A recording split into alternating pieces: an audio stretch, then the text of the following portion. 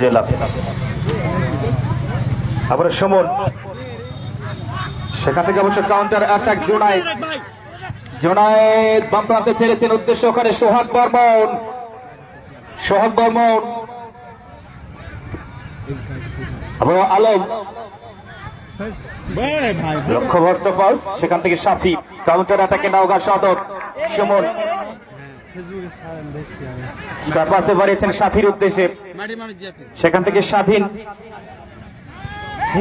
থেকে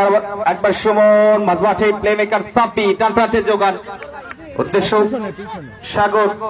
সেখান থেকে স্বাধীন জুনিয়র চমৎকার জায়গায় বল পেয়েছেন, সেন্টার করেছেন এই যাত্রায় স্বাধীন শেষ পর্যন্ত বাসুদেব তেড়ে এসে যাত্রায় বিপদমুক্ত করলেন। সম্মানিত উপস্থিতি, জেলা পরিষদ গোল্ড কাপ ফুটবল টুর্নামেন্টের